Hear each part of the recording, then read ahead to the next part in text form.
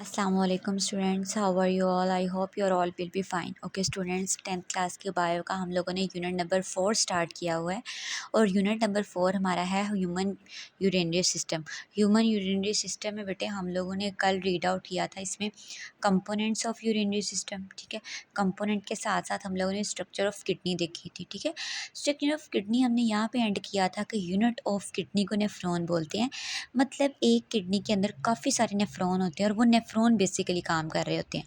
मतलब किडनी का काम है ना यूरिन बनाना, तो वो यूरिन बेसिकली नेफ्रॉन बना रहा होता है। ठीक है, तो आज हम लोगों ने नेफ्रॉन के बारे में पढ़ना है, नेफ्रॉन की हम लोगों ने स्ट्रक्चर देखनी है, देन किस तरह से किडनी काम कर रही होती है, तो फंक्शन ऑफ किडनी देखना है। फंक्शन ऑफ किडनी में भी फंक्शन किसका देखेंगे हम? नेफ्रॉन का ही। ठीक है, तो आज हम लोग स्ट्रक्चर ऑफ नेफ्रॉन देखेंगे एंड फंक्शन ऑफ नेफ्रॉन देखेंगे।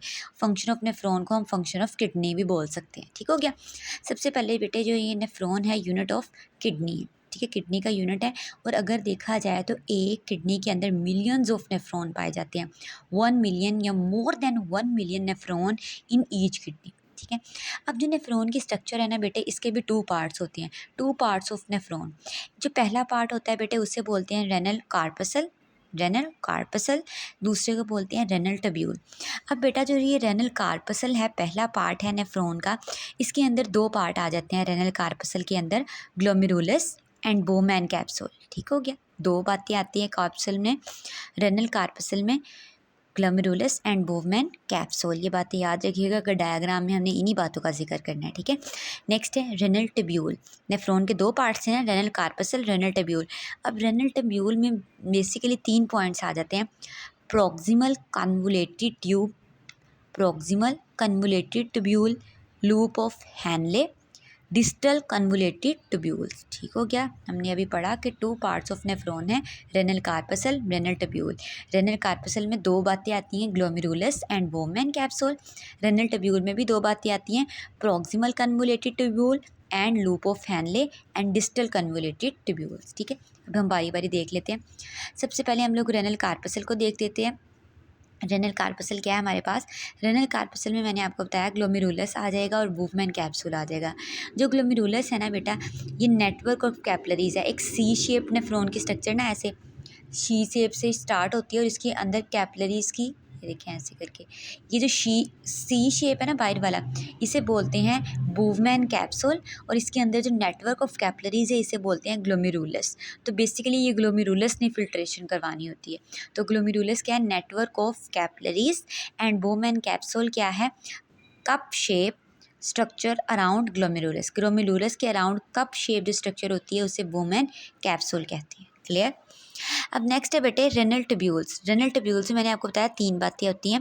प्रॉक्सिमल कन्वोलेटेड ट्यूब्यूल, सीटी मैंने लिख दिया है। ठीक है, नेक्स्ट आ जाती है loop of Henle. Loop of Henle एक यू शेप होती है ऐसे करके, अभी मैं डायग्राम आपको दिखाती हूँ। And distal convoluted tubule, distal convoluted उसका लास्ट वाला पार्ट होता है, तो last part again convoluted. Okay, अभी हम डायग्राम देखते हैं, उससे आपको ये सारी समझ आ जाएगी। अब बेटा ये देखें डायग्राम इसकी, हमने कहा कि नेफ्रॉन में 2 पार्ट्स आते हैं, रेनल कार्पसल। रेनल कार्पसल में 2 बातें आती हैं, बोवमैन कैप्सूल एंड ग्लोमेरुलस। हमने कहा ग्लोमेरुलस क्या है? Network of capillaries. Network of capillaries के बाहर एक कप शेप स्ट्रक्चर होती है जिसे बोवमैन कैप्सूल बोलते हैं। ग्लोमेरुलस और बोवमैन कैप्सूल को कलेक्टिवली क्या क्या नाम दिया था हमने? रेनल कार्पसल का। ठीक है, अब आगे आगे रेनल ट्यूब्यूल। रेनल ट्यूब्यूल में 3 चीज़ें आती हैं, proximal convoluted tubule, loop of Henle, distal convoluted tubule. ठीक है, अब प्रॉक्सिमल कन्वोलेटेड ट्यूब्यूल में सारी चीज़ें फिल्टर होकर आ जाती हैं, ये जब नीचे को जाती हैं तो इसे बोलते हैं, ये लूप ऑफ हैनले है ना, लूप ऑफ हैनले एक यू शेप है ऐसे करके, ये देखें हमने अभी पीछे पढ़ा कि लूप ऑफ हैनले क्या है? यू शेप है। तो यू शेप जब प्रॉक्सिमल कन्वोलेटेड ट्यूब्यूल से नीचे चीज़ आनी है तो this is called descending loop of Henle. जब ऊपर जा रही है तो असेंडिंग लूप ऑफ हैनले है, तो लूप ऑफ हैनले ये डिसेंडिंग और ये असेंडिंग। ओके, अब बेटा फिर हमने बात की लास्ट रीजन फिर दोबारा से कन्वोलेटेड होता है जिसे बोलते हैं डिस्टल कन्वोलेटेड ट्यूब्यूल। अब यहाँ से यूरिन बनेगा और एंड वो यूरिटर में इंटर होगा और किडनी उसे यूरिनरी ब्लेडर देन यूरिथ्रा में ले जाएगी। ठीक है, नेक्स्ट है बेटे function of kidney. Function of kidney मतलब फंक्शन ऑफ नेफ्रॉन भी हम लोग इसे कह सकते हैं। फंक्शन ऑफ किडनी भी कह सकते हैं एंड फंक्शन ऑफ नेफ्रॉन भी कह सकते हैं। 3 है इसके फंक्शन। सबसे पहले प्रेशर फिल्ट्रेशन होती है, सेकंड नंबर पे रीएब्जॉर्प्शन होती है, थर्ड नंबर पे ट्यूबुलर सेक्रेशन होती है। 3 चीज़ें हो रही होती हैं, pressure filtration, reabsorption, tubular secretion. अब किस तरह से ये चीज़ें होती हैं, सबसे पहले बेटा देखें प्रेशर फिल्ट्रेशन में क्या होगा। ब्लड एंटर होता है किडनी में और किसके ज़रिए होता है, रेनल आर्टरी के ज़रिए होती है। आर्टरी लेके जाती है, ठीक है, लंग्स में भी आर्टरी लेके जा रही थी ना और वेन बाहर लेके आ रही थी।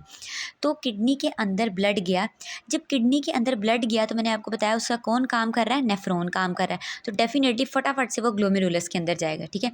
Artery divided into many artery holes, हमने ये बात पहले ही पढ़ी थी, लंग्स में जाके भी आर्टरीज डिवाइड हो जाती है मैनी आर्टरीओल में। सेम वही किडनी में भी आर्टरी आई और आर्टरी मैनी आर्टरीओल्स में डिवाइड हुई, ठीक है। Arterioles divided into many capillaries of glomerulus, ठीक है। ब्लड रिच ग्लोमेरुलस, इस तरह से ग्लोमेरुलस के अंदर ब्लड आ गया। जब ग्लोमेरुलस के अंदर ब्लड आ गया बेटा, यहाँ पे प्रेशर बहुत तेज़ होता है, pressure is very high and small molecule move out in Bowman capsule. उन कैपिलरीज में से, ग्लोमेरुलस में से प्रेशर के ज़रिए कुछ जो पार्टिकल्स हैं वो बाहर सी शेप जो हमारे पास था वुवमैन कैप्सूल उसके अंदर निकल जाते हैं। This step is called pressure filtration, ठीक है। और 20% बेटा जो इसके अंदर ब्लड है, प्लाज्मा है, वो एंटर हो जाता है किसके अंदर, ग्लोमेरुलस के अंदर। ये हमारा फर्स्ट स्टेप था, that is pressure filtration. Next है बेटे हमारे पास रीएब्जॉर्प्शन। रीएब्जॉर्प्शन में क्या होता है बेटे, ग्लोमेरुलस के अंदर क्या था, फिल्ट्रेट मूव करता है to next part of nephron. अब नेक्स्ट पार्ट ऑफ नेफ्रॉन कौन सा, ग्लोमेरुलस, और वुवमैन कैप्सूल के बाद कौन सा आता है, renal tubule.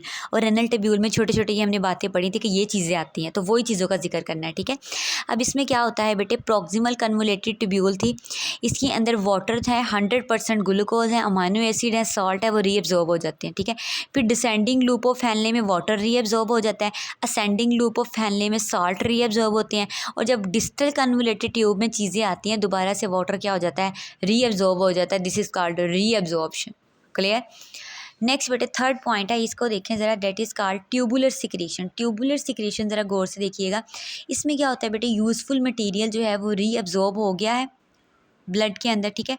Some remaining part water present in blood secreted from capillaries में वो निकल जाता है। फिर क्या होता है, active transport, it is active transport process called tubular secretion, ठीक है। ये चीज़ें जो निकलती हैं वो एक्टिव ट्रांसपोर्ट के ज़रिए निकल रही होती हैं।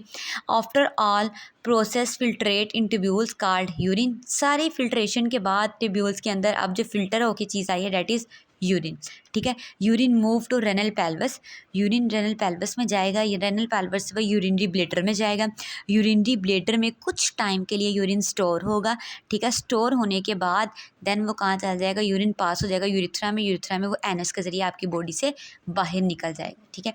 तो ये हमारे पास फंक्शनिंग थी। और बेटा आज के टॉपिक से रिलेटेड अगर किसी का कोई क्वेश्चन हो, कोई भी क्यूरी हो, कोई भी इशू हो, तो काइंडली कमेंट में राइट डाउन कर दीजिएगा। Okay, thank you so much.